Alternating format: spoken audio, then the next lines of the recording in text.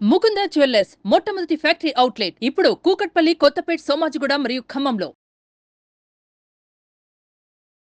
నమస్తే, నేను Keshav. Welcome to Suman TV. Jani master జుట్టు ఉచ్చు బిగుసుకుంటోంది. ఆయన పైన ఫోక్సో చట్టం కింద కేసు నమోదైంది. ఒక కొరియోగ్రాఫర్కి సంబంధించి పీక్ స్టేజ్లో ఉన్నటువంటి లైఫ్ స్టైల్ ఇప్పుడు ఒకేసారి డౌన్ఫాల్ అన్నట్టుగా జానీ మాస్టర్ని చూస్తే ఎవరికైనా కానీ అర్థమయ్యేటువంటి ఉదంతో ఇక 4 పోలీసు బృందాలను ఏర్పాటు చేశారు. ఆయన ఉత్తరాదిలో ఉన్నట్టుగా సమాచారం అందుకున్న పోలీసు బృందాలు ఆయన అరెస్ట్ చేసేందుకు రంగం సిద్ధం చేస్తున్నాయి. అసలు వాస్తవానికి ఫిలిం ఇండస్ట్రీలో ఏం జరుగుతుంది? హేమ కమిటీ రిపోర్టు తర్వాత తెలుగు సినిమా పరిశ్రమ దగ్గర నుంచి దక్షిణాది సినీ పరిశ్రమలు అన్నింటిలోనూ ఒక విస్తృతమైనటువంటి చర్చ జరుగుతోంది. ఇప్పుడు జానీ మాస్టర్ ఉదంతం తర్వాత టాలీవుడ్లో ఇది ఒక పెద్ద దుమారంగా మారుతుంది. వాస్తవాలు ఏంటి, ఇండస్ట్రీలో ఇన్సైడ్ టాక్ ఏంటి, ఈ అంశాలను విశ్లేషించేటువంటి ప్రయత్నం చేద్దాం. మనతో పాటు సీనియర్ జర్నలిస్ట్, ఫిలిం క్రిటిక్ ప్రభు గారు ఉన్నారు. ప్రభు గారు నమస్కారం. నమస్తే. జానీ మాస్టర్ ఉదంతం ఇప్పుడు మొన్నటి వరకు హేమ కమిటీ రిపోర్ట్ అంటే కూడా చాలా మంది అవసరం లేదు మాకు అనేటువంటి మాట చెప్పారు. గతంలో వేసిన రిపోర్ట్ గురించి మాట్లాడండి అని మాత్రమే చెప్పారు. ఇప్పుడు జానీ మాస్టర్ ఇన్సిడెంట్ తర్వాత ఇలాంటి స్టోరీలు చాలా ఉన్నాయనేటువంటి అభిప్రాయం జనంలో వస్తుంది. అసలు ఏంటి ఈ ఇష్యూ, పూర్వపరాలు ఏంటి, దీనిపైన ఇండస్ట్రీ రియాక్షన్ ఏ విధంగా? ఇష్యూ పూర్వపరాలు అనేటువంటి ఇప్పుడు ఆ అమ్మాయి చెప్తున్నటువంటి కంప్లైంట్ ప్రకారం, ఆ అమ్మాయి పోలీసులకు ఇచ్చినటువంటి వాంగ్మూలం ప్రకారం చూసుకున్నట్లయితే ఎప్పుడో చాలా కాలంగా 2019, 18 ఆ ప్రాంతాల నుంచి వీళ్ళ మధ్య ఒక జర్నీ అనేటువంటిది కొనసాగింది. అమ్మాయి కొరియోగ్రాఫర్గా చేరటం, ఒక షోలో అక్కడ పరిచయం కావటం, పరిచయం అయిన తర్వాత జరిగిన పరిణామాలు అవన్నీ తనే ఓపెన్గా చెప్తుంటాను. బాంబేలో ఒక హోటల్లో తన మీద అత్యాచార ప్రయత్నం చేశాడని చెప్పి తనను బలవంతంగా అనుభవించాడని చెప్పింది. తర్వాత పలుమార్లు అనుభవించాడని కూడా చెప్పింది. తను షూటింగ్ స్పాట్స్ చాలా చోట్ల షూటింగ్ స్పాట్లో చాలా సార్లు నా మీద దౌర్జన్యం చేశాడు, అనుభవించాడు అని చెప్పింది. ఒకసారి జరిగితే అది అత్యాచారం అవుతుంది. పలుమార్లు జరిగిందనే దాన్ని అత్యాచారంగా డిఫైన్ చేయటం అనేటువంటిది అంగీకారంతో జరిగిందా, లేకపోతే 5 years జర్నీ అనేటువంటిది కూడా కనిపిస్తుంది. వాళ్ళ మధ్య ప్రొఫెషనల్ రిలేషన్ అనేటువంటిది కనిపిస్తుంది. కాబట్టి అది ఎక్కడ విభేదాలు వచ్చినాయి, అది ఒక కేవలం కాస్టింగ్ కౌచ్ అనేటువంటి ఒక ప్రక్రియ ఏదైతే ఒక వివాదం ఏదైతే ఉందో, ఆ వివాదానికి కొన్ని నిర్దిష్టమైనటువంటి ఆరోపణలు చేయాలి అంటే దానికి కొన్ని నిర్దిష్టమైనటువంటి నిరూపణలు, రుజువులు కావాలి. ఇది కాస్టింగ్ కౌచ్ కిందకు వస్తుందా, ఇద్దరు వ్యక్తుల మధ్య జరిగినటువంటి అభిప్రాయ భేదం కిందకు వస్తుందా, అభిప్రాయ భేదాల కారణంగా బయటకు వచ్చిందా అనేటువంటిది పోలీస్ ఇన్వెస్టిగేషన్ తర్వాత మాత్రమే పూర్తి స్థాయిలో ఎవరు రైట్, ఎవరు రాంగ్ అనేటువంటి నిర్ధారించడానికి అవకాశం ఉంటుంది. కానీ ఏది ఏమైనా ఒక ఆడపిల్ల మీద జరిగినటువంటి దీనికి ఒక వృత్తిపరమైనటువంటి ఒత్తిడి క్రియేట్ చేశాడు అనేటువంటి ఒక అభియోగం అయితే జానీ మాస్టర్ తీవ్ర స్థాయిలో కనిపిస్తుంది. తీవ్ర స్థాయిలో ఆ అభియోగాన్ని ఎదుర్కొంటున్నాడు. అలాగే మత మార్పిడికి సంబంధించి కూడా అమ్మాయి తీవ్రమైన ఆరోపణ చేసింది. మతం మార్చుకొని నన్ను పెళ్లి చేసుకొని చెప్పేసినటువంటి ఇది చేస్తున్నాడు, భార్య ద్వారా కూడా ఒత్తిడి పెడుతున్నాడు అనేటువంటిది అమ్మాయి చేసినటువంటి ఆరోపణలు. అవన్నీ నిరూపణ కావటం అనేటువంటిది కోర్స్ ఆఫ్ టైంలో బయటకు వచ్చేటువంటి విషయాలు. ఏది ఏమైనా ఇలాంటి సందర్భాలు, ఇలాంటి విషయాలు అనేటువంటి చిత్ర పరిశ్రమలో పునరావృతం కావటం అనేటువంటిది చాలా చాలా చాలా దురదృష్టం. ఒకటి అంటే వర్క్ ప్లేస్లో ఇటువంటి వాతావరణం జనరల్గా సినిమా పరిశ్రమలో ఎక్కువ డిస్కషన్ ఇలాంటి ఇష్యూస్ మీదే నడుస్తుంది. కమిట్మెంట్లు ఇవన్నీ ఆల్రెడీ ఇండస్ట్రీ నుంచి కూడా కొన్ని రియాక్షన్స్ వస్తున్నాయి. కాబట్టి ఎలా ఉంది హేమ కమిటీ రిపోర్ట్ తర్వాత తెలుగు ఇండస్ట్రీలో కూడా దీనిపైన చర్చ జరగాలి. సమంత కూడా ట్వీట్ చేశారు, గతంలో వేసినటువంటి రిపోర్ట్ బయట పెట్టండి, 2021లో వేసిన రిపోర్ట్ బయట పెట్టండి. ఇప్పుడు జానీ మాస్టర్ ఉదంతం తర్వాత ఈ డిమాండ్ మరింత ఊపందుకుంటున్నటువంటి పరిస్థితి కనిపిస్తుంది. ఇండస్ట్రీలో ఉన్నటువంటి పెద్దలు కానీ, ఇండస్ట్రీలో ఉన్నటువంటి వివిధ అసోసియేషన్స్, ముఖ్యంగా ఇది జానీ మాస్టర్ కానీ కొరియోగ్రాఫర్స్ సంబంధించిన వ్యవహారం కానీ, ఫిలిం ఛాంబర్ ఉంది, ఉంది, మూవీ ఆర్టిస్ట్ అసోసియేషన్, డైరెక్టర్స్ కానీ, ప్రొడ్యూసర్స్ కానీ, వీళ్ళందరూ నుంచి వస్తున్నటువంటి ఫీడ్బ్యాక్ ఏంటి? వీళ్ళందరికీ ఏముంది, అతను నిరూపణ అయిపోతే అతని మీద చర్యలు తీసుకోవాలనేటువంటిది ప్రతి ఒక్కళ్ళు ముక్తకంఠతో చెప్తున్నటువంటి మాటే. ఎవరి మీదైనా ఆరోపణలు అనేటువంటి నిరూపితమైనప్పుడు చర్యలు ఉంటాయి, చర్యలు తీవ్రంగా ఉండాలనేటువంటిది ప్రతి ఒక్కళ్ళు చెప్పేటువంటి మాటే. అయితే అవి ఎంతవరకు ఆరోపణలు నిరూపితం అవుతాయి? వర్క్ ప్లేస్లో ఆడవాళ్ళ మీద జరుగుతున్నటువంటి అత్యాచారాలు సినిమా ఇండస్ట్రీకి మాత్రమే సంబంధించినటువంటి విషయాలు, బయట కూడా కొన్ని వందలు జరుగుతున్నాయి. ఆడవాళ్ళ మీద అత్యాచారాలు అనేటువంటి ఒక కామన్ అయిపోయినటువంటి సొసైటీ మంది. ఆడవాళ్ళ పట్ల ఒక రకమైనటువంటి టేక్ ఇట్ యాజ్ గ్రాంటెడ్గా తీసుకోవటం అనేటువంటిది అలవాటు అయిపోయినటువంటి సమాజం మంది. అది సినిమా ఇండస్ట్రీలో చాలా ఎక్కువగా కనిపిస్తుంది. కడుపు చించుకుంటే కాళ్ళ మీద పడుద్దనేటువంటి నిజాలు, అలాంటి ఉదంతాలు సినిమా ఇండస్ట్రీలో జరుగుతున్నాయనేటువంటిది ప్రతి ఒక్కరికి తెలిసినటువంటి ఓపెన్ సీక్రెట్, ఓపెన్ ఫ్యాక్ట్. ఇక్కడ ఎవరు పత్తిత్తులు అనేటువంటి ఎవరు లేరు. ఇక్కడ అవి జరుగుతున్నటువంటి వాస్తవాలు అనేటువంటివి ఉన్నాయి. అవి ఎవరెవరికి ఏ స్థాయిలో జరుగుతున్నాయి అనేటువంటి దాన్ని తర్వాత వీటిలో జరుగుతాయి. కానీ ఇప్పుడు ఆ కమిటీల ద్వారా బయటకు వచ్చి ఇప్పుడు వేసినటువంటి కమిటీ అనేటువంటిది ఎంతవరకు ఆ కమిటీ నిలబడగలుగుతుంది, ఎంతవరకు నిజాలను నిగ్గు తేల్చగలుగుతుంది అనేటువంటిది చర్చనీయాంశం. అది జరగాల్సినటువంటి అవసరం. చాలా మంది హీరోయిన్స్ కూడా రియాక్ట్ అవుతున్నారు. పూర్ణం గౌర్ ట్వీట్ చేసింది, మళ్ళీ ఆమె కూడా గతంలో స్టోరీ త్రివిక్రమ్ శ్రీనివాస్ మీద టార్గెట్ చేస్తూ కంప్లైంట్లు. త్రివిక్రమ్ శ్రీనివాస్ మీద ఆ అమ్మాయి టార్గెట్ చేయడం అనేటువంటిది గత 5-6 సంవత్సరాలుగా జరుగుతుంది మ్యాటర్. అయితే ఆ అమ్మాయి కంప్లైంట్ ఇచ్చాను, మా అమ్మాయి ఎలాంటి యాక్షన్ తీసుకోలేదు అనేటువంటి మాట చెప్తుంది పూర్ణం గౌర్. అసలు మా యాక్షన్ తీసుకునే అవకాశం ఉందా? త్రివిక్రమ్ శ్రీనివాస్ మా మెంబర్ కాదు కదా, డైరెక్టర్స్ అసోసియేషన్ డైరెక్టర్ అంటే తన మెంబర్ సెక్యూరిటీ గురించి సేఫ్టీ గురించి మా డైరెక్టర్స్ అసోసియేషన్ లెటర్ రాసి ఏంటి మీ మెంబర్ ఈ విధంగా అసభ్యంగా ప్రవర్తిస్తున్నారంట, ఒక మహిళల పట్ల ఇలా ప్రవర్తిస్తున్నారంట అని చెప్పి మూవీ ఆర్టిస్ట్ అసోసియేషన్ డైరెక్టర్స్ అసోసియేషన్కి ఒక లెటర్ రాసేటువంటి అవకాశం ఉంటుంది. యాక్షన్ అంటే అదే చేస్తారు. ఫిర్యాదు ఇచ్చినా కానీ రియాక్ట్ కాలేదా? ఆమె చెప్పిన దాని ప్రకారం మా రియాక్ట్ కాలేదా అసలు ఈ ఇష్యూలో? అసలు మాకు ఫిర్యాదు అందలేదు అనేటువంటిది మా వర్గాల నుంచి వస్తున్నటువంటి సమాచారం. ఆ టైంలో అప్పుడు Shivaji Raja was the president, Naresh was the secretary. ఆ టైంలో ఎలాంటి కంప్లైంట్ రాలేదు. కత్తి మహేష్ చేసిన ఆరోపణలు రకరకాల గొడవ లేదు.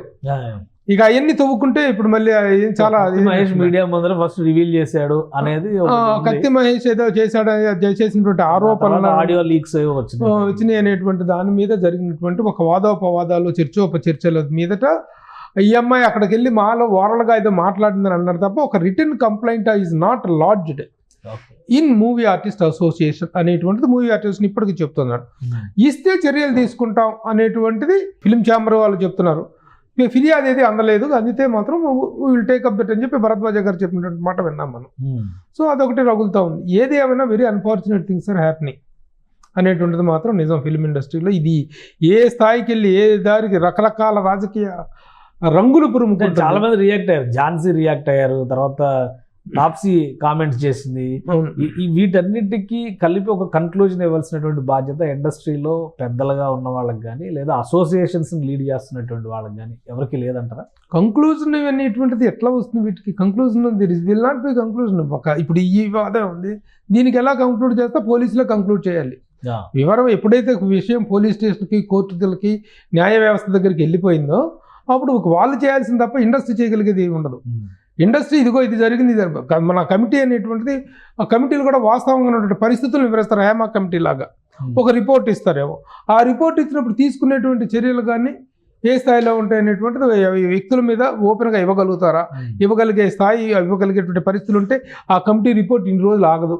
ఓకే, ఇన్ని రోజులు ఆగింది అంటేనే దాని ఎందుకంటే దాలామేకి వచ్చి కాలహాయి అన్నట్టుగా దాల్మే కాలహాయి అన్నట్టుగా ఉంటుంది అది పరిస్థితి.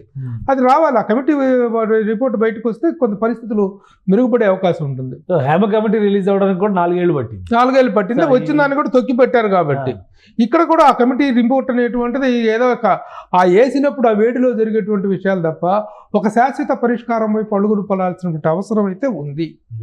ఇక్కడ నచ్చితే అంతా బాగానే ఉంటుంది, ఇష్టమైతే అంతా బాగానే ఉంటుంది, లేనప్పుడే వస్తాయి విభేదాలు. క్యారెక్టర్ కావాలి అనుకుంటే క్యారెక్టర్ వదులుకోవాలి అనేటువంటి పరిస్థితులు ఉన్నమాట వాస్తవం. దీన్ని కాదనేవాడు ఎవడు లేడు. పెద్ద పత్తి కబుర్లు ఎవరు చెప్పవసరంలా. ఇక్కడ ఎవరు శుద్ధపూసలు సున్నిపిండులు ఎవరు లేరు. కాబట్టి ఉన్న వాస్తవ man and women hand in హ్యాండ్గా తిరిగేటువంటి పరిస్థితి ఉండేటువంటి పరిశ్రమ ఇండస్ట్రీ ఇది. ఇక్కడ ఆ వ్యక్తుల మధ్య అవగాహనలు, వ్యక్తుల మధ్య అండర్స్టాండింగ్లు, ఇష్టాలను బట్టి వెళ్తున్నంత వరకు బాగానే ఉంటుంది. కానీ వర్క్ ఇవ్వటం కోసం ప్రలోభ పెట్టడము, భయపెట్టడము, బ్లాక్మెయిల్ చేయటము ఇలాంటి విధానాలు ఈల్డ్ అవ్వకూడదు అనేటువంటిది ఒక నైతిక సూత్రం. ఇక్కడ ముఖ్యంగా చట్టాల కంటే కూడా మొరాలిటీ అనేటువంటిది వైటల్ రోల్ ప్లే చేయాల్సినటువంటి పరిస్థితి. ఓకే, ఈ జానీ ఉదంతంలో కొరియోగ్రాఫర్గా ఆయన చేసినటువంటి వ్యవహారాల్లో కంప్లైంట్లో మెయిన్గా ఆమె అండర్ 18 years ఏజ్లో ఉన్నప్పటి నుంచి కూడా హెరాస్మెంట్ జరుగుతుంది. అందుకే పోక్సో కింద యాక్షన్ తీసుకున్నారు. రెండోది, ప్రతి చోట ఆయన అవకాశాలు రాకుండా చేయడం లేదా వచ్చిన అవకాశాలు తన ద్వారా వచ్చినట్టుగా క్రియేట్ చేయడం అనేది జరిగింది.